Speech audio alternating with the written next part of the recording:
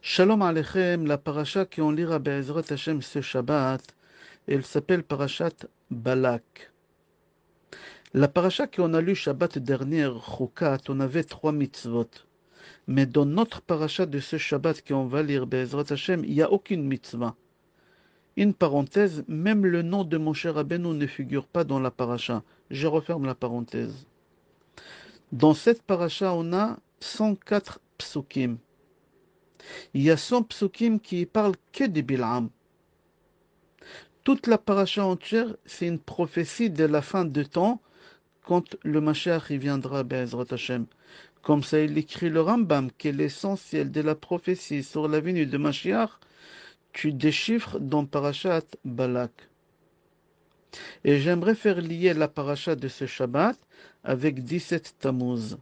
En réalité, ce Shabbat, c'est 17 Tammuz, et comme on ne peut pas jeûner Shabbat, alors on a repoussé le jeûne à dimanche. Mais il faut que tu saches que cette paracha, toujours on la lit avant 17 Tammuz. Et il faut que tu saches que chaque événement qui va se passer dans la semaine, si tu recherches dans la paracha, tu vas le retrouver là-bas. Comme ça, il dit Ashla Kadosh. Il lui a dévancé déjà le tour au nom de son frère. C'est marqué dans la paracha Kul Choch Ashor et Insev Hasadeh. Ari Akadosh dit Shor, c'est le veau d'or, qu'ils ont fait le 17 Tammuz. D'où je sais. Et il dit à Rizal, parce que c'est marqué Insev. Et Rachet Tevot de Insev, Shiva Asar Betamuz. Et on va commencer le cours Be'ezrat Hashem. La paracha, elle commence Vayar Balak ben Tzipor et kol asher asa Israël la Emori. Vayagar Moav mipene העם מאוד, כי רב הוא, ויקץ מואב מפני בני ישראל. Dans le livre Zera Barech, il pose la question, il dit pourquoi c'est marqué Vayar Balak, que Balak il a vu. Balak il n'a pas vu, Balak il a entendu. Il fallait marquer Vaishma Balak ben Tzipor. Balak il était très loin, pourquoi c'est marqué qu'il a vu? Il n'a pas vu, il a entendu. Le Zohar HaKadosh et aussi Or HaChaim HaKadosh, que c'est la Hilula jeudi Be'ezrat Hashem, il dit que Balak, c'était le plus grand sorcier au monde. Il est encore beaucoup plus fort que Bil'am. Et avec quel ustensile il utilisait Balak la sorcellerie?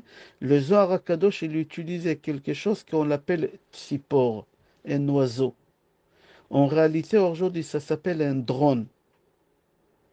Et avec ce drone-là, il savait qu'est-ce qui s'est passé dans le monde.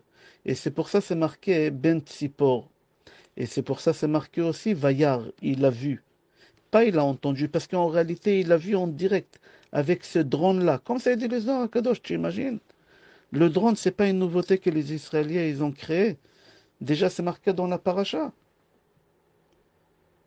C'est marqué que Balak, c'est Midian, a vu, et qui avait peur, Moab. Vayar Balak ben Tzipor. Balak, il a vu, mais Moab, il avait peur de ce que Balak, il a vu. C'est marqué Vayagar Moab, mipene ha'am, meod, ki ravhu. Alors, toujours dans le livre Zera Barech, il pose la question, il dit, si Balak, il a vu, pourquoi Moab, il a eu peur? C'est lui qui l'a vu, il doit avoir peur. Il fallait marquer Vayagar Balak, parce que Balak, il a vu. Pourquoi c'est marqué Vayagar Moab? Vayagor Moab, pourquoi? Encore, c'est marqué dans la paracha, Vayomer Moab el Zikne Midian, Ata el Achechu Akal et Kol Svivotenu.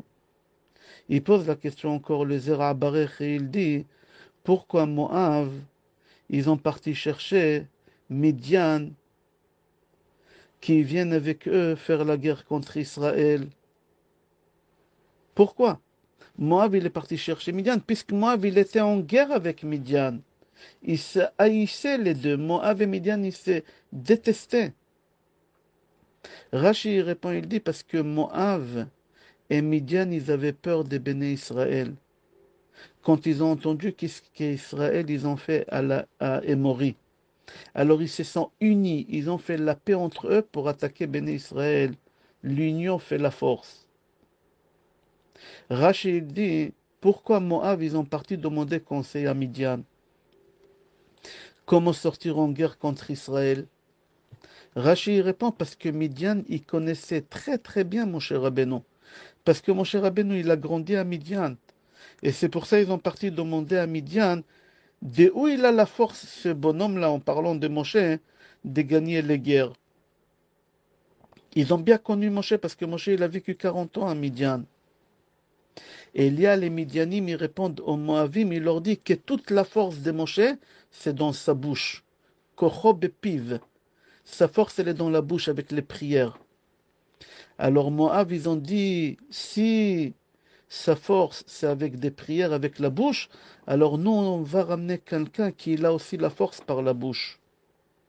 Je répète, Balak, c'était le plus grand sorcier au monde. Mais toute sa force était à travers le tzipor, à travers le drone. Eux, ils ont dit, non, on doit ramener quelqu'un qui est fort, mais avec la bouche. Et c'est lui qui était fort avec la bouche, c'était Bil'am. Et là, ils ont ramené Bil'am. Balak, il est parti chercher Bil'am pour qu'il maudit Béné Israël. La question qu'elle se pose, quel intérêt Midian avait de sortir en guerre contre Israël? Le Kliakar y répond, il dit que Moab, ils ont dit à Midian, écoutez bien, Israël, Béné Israël, il sort de l'esclavage. Il sort après 210 ans d'esclavage. Et maintenant, il va chercher à se venger. Tous ceux qui leur ont causé d'être esclaves en Égypte. Et vous, les Midianim, vous avez les premiers à être en cause que Béné Israël y soit esclave en Égypte. Pourquoi? Parce que c'est vous qui vous avez ramené Yosef en Égypte. Comme c'est marqué dans Parashat Vayeshev, que les frères de Yosef, ils l'ont vendu aux Ishmaélim, et après aux Midianim, et Midianim, ils l'ont vendu aux Égyptiens. Alors Moab, ils font peur à Midian, ils leur disent, sachez, Béné Israël, ils vont régler les comptes avec vous maintenant.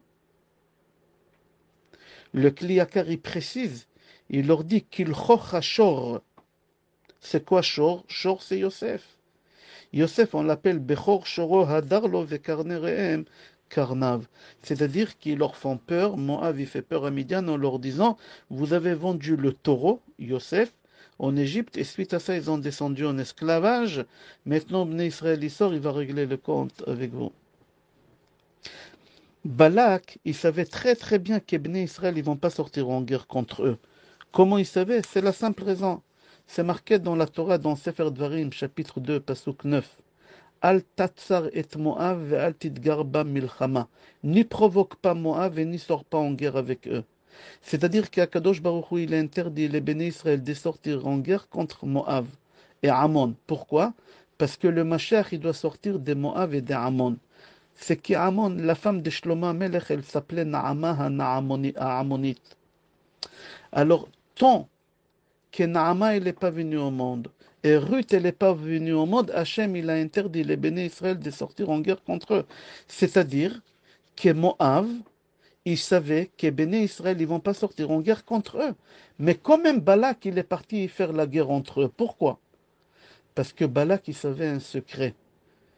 Balak, il a dit qui Rav ou Rav, c'est Ruth et Boaz, parce que Balak, il savait que Ruth et Boaz, ils vont sortir de lui. Que quoi? Que le Mashiach, il viendra. Et Balak, il a dit, il faut tout faire pour que le Mashiach ne vienne pas. Alors il faut tuer qui? Il faut tuer les Béné Israël, il faut sortir en guerre contre eux. Et même si je meurs, moi, au moins Ruth, elle ne viendra pas en mode. Dans tous les cas, le Mashiach, il ne viendra pas. C'est marqué dans Sefer Zera Barer, et aussi dans Tosfot, Gemara Baba Kama, et aussi dans le Midrash, dans Parashat Vayetze, que Yoav, c'était le général de l'armée de David. David Amelech, il a envoyé Yoav sortir en guerre contre les Adomim et Moavim. Edom et Moav. Et lui, il sort en guerre, et il retourne après quelques jours, sans faire la guerre. David Amelech, il lui dit, mais qu'est-ce qui se passe? Je t'ai envoyé avec des milliers de soldats. Yoav, il dit à David Amelech, quand je suis arrivé chez Édom pour faire la guerre contre eux. Ils m'ont fait sortir un ordre d'interdiction de sortir en guerre contre eux. Ils m'ont montré dans la Torah, c'est marqué dans Sefer Dvarim, chapitre 2, Pasuk 3, qu'on n'a pas le droit de faire la guerre contre eux. Alors j'ai laissé tomber. Qu'est-ce que j'ai fait? Je suis parti faire la guerre contre Moab. Et quand j'ai arrivé pour faire la guerre contre Moab, Moab aussi m'ont fait sortir un ordre qui m'interdit de faire la guerre contre eux. Parce que c'est marqué toujours dans le même chapitre, dans Sefer Dvarim, Al Tatsar et Moab. Alors je suis retourné. La Torah, elle m'a interdit de faire la guerre contre Édom et contre Moab. David Amelech, il lui dit, tu as raison. Qu'est-ce qu'il a fait, David Amelech? Tout de suite, il s'est déshabillé. Il a enlevé sa couronne, il a enlevé les habits de roi. Il s'est habillé en civil. Il s'est enveloppé avec talit et tfilin, tout ça par respect. Et il est parti voir les Sanhédrin. Il leur a dit, c'est vrai qu'on n'a pas le droit de faire la guerre? Ils ont dit oui. David Amelech, il leur dit, mais c'est eux qui nous ont provoqués. C'est marqué dans Parashat Balak, dans notre parasha, Vaishlach Malachim el Bil'am, Ve'ata hara li et ha'am. C'est eux qui ont commencé.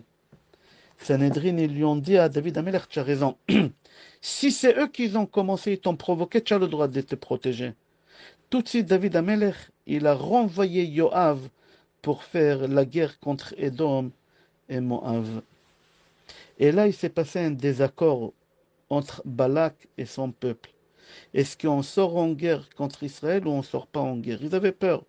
Le peuple, il avait peur, il n'a pas voulu sortir en guerre. Mais Balak, il était têtu, il a voulu coûte que coûte sortir en guerre contre Israël. Parce qu'il n'a pas voulu que Mashiach y vienne. Qu'est-ce qu'ils ont fait? Le peuple, tout de suite, ils l'ont déchu de son trône pendant quelques mois. Jusqu'à qu'ils l'ont mis la pression, qu'il était d'accord de sortir en guerre contre Israël, ils l'ont remis à sa place. Mais ils ont arrivé à un accord. Que quoi? Que pour sortir en guerre, on va embaucher Bilam contre Israël pour qu'il maudit Israël. On fait tout ça de loin. Jusqu'à, c'est marqué dans le livre, qu'est-ce qu'on a dit jusqu'à maintenant dans Zera Barer. Sur les 3 premières psukim de la paracha, et là on va commencer Be'ezrat Hashem. Comme on a appris maintenant que Moab, il est venu au monde par adultère, c'est Lot qui a eu des relations avec ses 2 filles. Il faut comprendre qu'est-ce qui veut dire le mot Lot. Marc, Lamed Vav Tet. Si tu as un dictionnaire hébreu-français, cherche le mot Lot. Le mot Lot, il a 3 significations en hébreu. Lot en hébreu, ça veut dire couverture. En français, il y a quelque chose qu'on dit dévoiler la plaque. Quand tu as le nom d'un rue de quelqu'un, le maire il vient, il enlève, ça s'appelle dévoiler la plaque. C'est une cérémonie qu'on fait. Alors en hébreu, ça se dit une cérémonie, c'est-à-dire enlever le riz de ta lot. Lot, c'est caché. Le mot lot, ça veut dire caché. Lot, il a une deuxième signification. Malédiction. En araméen, c'est une malédiction. C'est marqué dans la paracha Ve'ata hara li et amazé. Hara, onkelos dit hara lot. Troisième signification de Lot, quand les Ishmaélim ils ont fait descendre Yosef en Égypte, c'est marqué là-bas que les Ishmaélim ils transportaient avec eux Nochot Tsari Valot. Rachel il dit Lot c'est des parfums. Alors je répète, le mot Lot il a 3 significations. Première signification, Lot c'est une couverture, quelque chose qui est caché. Deuxième signification de Lot c'est une malédiction. Hara, onkulus il dit malédiction, Lot. Troisième signification de Lot, c'est un parfum. Le mot Lot, il a les 3 significations, caché, malédiction et parfum. Et toutes ces 3 choses-là, c'est des secrets sur la venue de Mashiach dans notre paracha. Mais ça a commencé déjà chez Lot, dans Sefer Bereshit. Si tu as un stylo marque Bil'am, et à côté marque Balak, le Zohar HaKadosh il dit dans la paracha, prend les 2 dernières lettres de Bil'am, Ain Mem, et prend les 2 dernières lettres de Balak, c'est Lamed Kouf. Assemble tout ça, qu'est-ce qui va sortir? Amalek. C'est-à-dire le travail, c'était Le but, c'était quoi? C'était d'exterminer les bénis Israël, d'exterminer le Mashiach. Balak et Bilam, ils s'unissent ensemble pour tout faire que Rav. Ruth et Boaz, ils ne se marient pas. Ruth, elle vient des Balak. Et d'Israël, c'est Boaz. Et d'eux, il va venir le Mashiach. Ahari Akadosh, le Aharizal dit sur le pasuk de notre paracha, Vaishlach malachim el Bil'am Petora. C'est quoi Petora? Rashi, il dit le nom d'un endroit. Mais en réalité, Ahari Akadosh, il dit Petora, en araméen, ça veut dire table. Table. Comme c'est marqué dans Parashat Truma, Ve'asita Shulchan Atse Shitim, regarde dans le Targum en Kulus, il dit Shulchan Petora. Je répète, dans la paracha, c'est marqué Vaishlach Malachim el Bil'am Petora. C'est un endroit, Rachid. Il dit Ahari Akadosh, il dit non, c'est pas un endroit, c'est une table. C'est-à-dire que Balak, il envoie à Bil'am un messager à Petora, viens vite, viens vite. Pourquoi? Parce que j'ai découvert une table. D'après Arizal, j'ai découvert une table. Quelle table il a découvert? Ahari Akadosh, il dit que l'erreur de Korach, c'était exactement la même erreur que Balak il a fait. Tu te rappelles l'erreur de Korach? Korach, il est sorti en guerre contre Moshe Rabbeinu. Qu'est-ce qu'il a enduit en erreur, Korach? Parce que Korach, il a vu que de lui, il va sortir Shmuel Hanavi, qui est Shakoul, qui est Moshe Aaron. Il a dit, si de moi, il va sortir Shmuel, alors je peux sortir en guerre contre Moshe. Balak, la même chose. Balak, il a vu que de lui, il va sortir le Mashiach. Le Mashiach, il va sortir de lui. Alors ça l'a enduit en erreur. Il est sorti en guerre. Il est parti appeler Bilam, etc. J'aimerais comprendre quel est le lien David Amelech et la table Petora, d'après Arizal, Shulchan. Il faut que tu saches que Shulchan, c'est le Beth Amikdash. Balak, il n'a pas voulu que nous, les Bnei Israël, on aura le Beth Amikdash. Il n'a pas voulu qu'on aura le Mashiach. Et ça la rendait fou quand il voyait que Ruth, elle va sortir de lui, et elle va se marier avec Boaz, etc.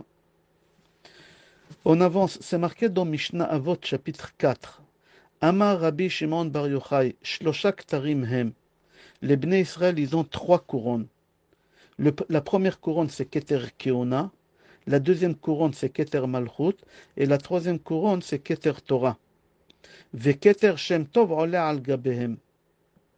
Balak, il s'est dit, les Juifs, ils ont 3 couronnes. La couronne de la Keuna, la couronne de royaume et la couronne de la Torah.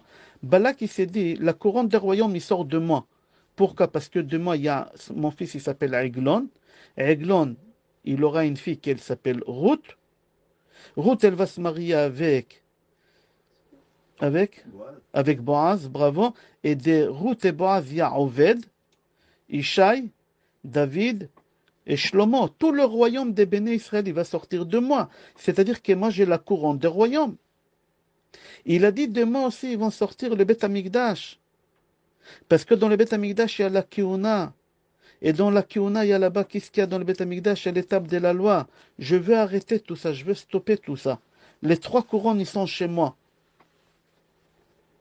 Il faut que tu saches qu'un juif, il n'a pas le droit de se marier avec un Ammoni ou Moavi. C'est marqué. Lo yavo bekerem Adonai ad olam. Il dit le Khatam Sofer, quand est-ce qu'on a autorisé de se marier avec une Ammonite et Moavite? Pas homme, femme. À partir de quel moment on a le droit de se marier avec une Ammonite ou Moavite? C'était le 17 Tammuz. Le Sanhedrin, ils ont autorisé de se marier avec une Ammonite ou Moavite le 17 Tammuz. Viens voir, le premier mariage dans l'histoire d'un juif avec une Moavite, c'était Ruth et Boaz. C'était quand? C'était le 17 Tammuz. Boaz il s'est marié avec Ruth le 17 Tammuz. Le soir même, il a eu des relations avec elle. Le soir même, elle est tombée enceinte. Et qui vient au monde? Le début de toute la lignée du royaume de David, de Mashiach. Quand est-ce?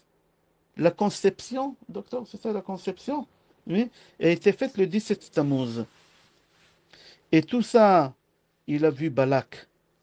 Balak, il a vu ça. Et c'est pour ça, Balak, il dit qu'elle chochachor et asadeh. C'est-à-dire quoi? Il dit, le jour que les Bnei Israël, ils vont faire le shor, ils vont faire le veau, le même jour, il va y avoir aussi le esev. Shiva Asar Betamuz, Ma fille, ma petite fille, elle ramènera le Mashiach dans le monde. Même David Amelech, il a vu ça. David Amelech, il écrit dans Télim 106, pasuk 20. וימירו את כבודם בתבנית שור אוכל עשב. דוד המלך il a vu ça aussi. Aaron aussi il a vu ça, que le 17 Tammuz, le jour qu'ils vont faire le veau, le veau d'or, le Mashiach, il viendra. Aaron il leur dit, Aaron a Cohen il a vu ça, Aaron a Cohen il leur dit, Chag la Adonai Machar. Demain c'est la fête. Quelle fête? Demain on va faire l'idolâtrie, on va faire le veau d'or. De quoi tu parles? Dans les livres Emunat Eitecha, Aaron, il savait que demain, mais plus tard, demain, les Sanhedrin vont autoriser de se marier avec des Moaviot. Et demain, plus tard, Boaz, il va se marier avec Ruth. Et ça sera un jour de fête. La Neshama de David Amelech, elle va descendre dans le monde. Et c'est pour cela, toujours la paracha de ce Shabbat Balak, elle va sortir avant 17 Tammuz. Parfois, quand c'est une année bissextile comme cette année, non. Et j'aimerais faire lier la paracha de la semaine dernière, Chukat, avec la punition qu'Akadosh Baruch Hu, il a puni les béné Israël qui se sont plaints sur le pain, lechem akalokel. Akadosh Baruch Hu, il leur a envoyé des serpents. Et on a dit la semaine dernière dans le cours, c'est quoi serpent? Nachash, c'est la même valeur numérique que Mashiach. C'est la même valeur numérique que Mashiach. Comme ça dit Rabbi Tzadok HaKohen Milublin dans son livre Tzidkat HaTzadik, dans Hot Kuf Non Zain, Gematria Shel Nachash 358 et Mashiach 358, et quand le Mashiach il va venir, Be'ezrat Hashem, il va réparer la faute des serpents. Et il n'aura plus de serpents dans le monde. On a développé ça la semaine dernière dans Parashat Chukat.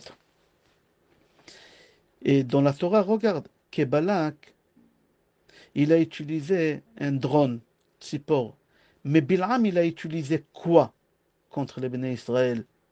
Il était sorcier, mais il avait quelque chose, c'était des serpents. Regarde dans la paracha, dans le chapitre 23, pasuk 23, c'est marqué qu'il en nachash be'Yaakov. C'est-à-dire que Bil'am, il dit ici, même avec le sod de Nachash HaKodmoni que je l'ai, je n'arrive pas à maudire les Béné Israël. Comme ça dit le Zohar HaKadosh dans Parashat Chaye Sarah, page Ayin Dalet. Que Bil'am, il a dit, même avec le sod de Nachash, avec le serpent HaKodmoni, je n'arrive pas à maudire. C'est marqué dans le Zohar HaKadosh que Bil'am, il a pris un serpent parmi tous les serpents qu'il avait. Et il l'a attaché. Il lui donnait des herbes pour faire de la sorcellerie. Et ça n'a pas marché. Velo halach kepam bepam likrat nachashim. C'est-à-dire qu'en réalité, le nachash en lui-même, ça symbolise l'impureté. C'est lui qui l'a ramené la mort au monde. C'est lui qui l'a poussé Chava. Il a eu des relations avec Chava. C'est-à-dire que c'est la sorcellerie la plus impure, c'était à travers les serpents. Et Bil'am, il savait ça. Et il avait tous les sodots de Nachash. Et il n'arrivait pas à maudire les béné Israël. D'où il a eu Bil'am ça? Il a eu ça de son père. Son père, c'était le plus grand sorcier. D'accord? Et il a appris ça de qui? Il a appris ça de Lavan, le beau-père de Yaakov Avinu. Kilo Nachash, comme ça c'est marqué, Kilo Nachash be Yaakov, Yaakov Avinu. C'est-à-dire qu'Akadosh Baruch Hu nous dévoile dans notre paracha le secret de la Géoula au dernier moment, avant que le Mashiach va venir. Qu'est-ce qui va se passer? On aura cette morsure des serpents. Morsure des serpents. Et là, on est en train de traverser cette morsure des serpents avec toutes les menaces du monde entier contre Israël. Mais on aura une seule chose pour pouvoir s'en sortir et ne pas être mordu par cette morsure des serpents Nachash, que c'est la valeur numérique de Mashiach, que c'est la guerre de Gog ou Magog. On peut s'appuyer que sur Akadosh Baruch Hu, sur personne d'autre. Sur personne d'autre. C'est rapporté une histoire dans la Gemara qui est liée avec Yaakov Avinu et avec un serpent et avec Esav qui s'est prosterné devant lui 7 fois par rapport aux 7 sacrifices qu'il a ramené Bilam contre Béné Israël. On a déjà raconté cette histoire l'année dernière. C'est une histoire, tu peux voir dans Gemara Kiddushin, page Chavtet, Amoud Bet, qui à la synagogue d'Abaye, il y avait un démon que chaque personne qui venait, il a attaqué. Il faisait du mal, que ce soit dans la journée, que ce soit plusieurs personnes. Normalement, un démon, il attaque seulement quand on est seul. Mais là, il était hyperactif, celui-là. Il fallait lui donner des rétalines. Mais personne n'a pu contre ces démons-là. Et quand les élèves ils ont dit au Rav qui s'appelait Abaye qu'il y a ce démon, il leur a dit il est très fort, je ne peux pas contre lui. Jusqu'à qu'un jour, il y a Rav Acha Bar Yaakov. Acha ses frères Bar Yaakov. C'est Esav et Yaakov en même temps. Il arrive et il dit c'est lui qui pourra tuer le serpent. Et ce démon-là, il s'est transformé en serpent à 7 têtes. Et chaque fois quand il s'est prosterné devant, il y a une tête qui est tombée. On a développé ça il y a quelques années, je crois, dans un de mes cours. On a dit aussi qu'il y a une Mishnah Avot. Parmi les dinissim qu'on avait à Yerushalayim, il n'y avait pas un serpent qui il a mordu quelqu'un. Pourquoi? Parce qu'à Yerushalayim, c'est un endroit où on se prosterne. Et où on se prosterne devant Hachem, il n'y a pas de serpent. Le Choshen Mishpat, on a dit les pectorales, Choshen, c'est Nachash aussi. Mon cher Rabbeinu, il jette le bateau il devient en serpent, il se sauve, il a pas... On a dit ça déjà la semaine dernière. On va s'arrêter là. Je te souhaite bracha ve'atzlacha, besorot tovot, yeshuot ve'nechamot. N'oublie pas, Be'ezrat Hashem, cette semaine, Be'ezrat Hashem, jeudi, c'est la Hilula de Or HaChaim HaKadosh. On l'a cité. C'est la Hilula, je crois aussi, de Choshen Mishpat, Be'ezrat Hashem. Et vendredi, c'est la Hilula de Chour, le fils de Kalev et de Myriam. Je te souhaite Yom Tov, bracha ve'atzlacha, zchutam ta'amod ba'adenu, amen, ken yeh ratzon.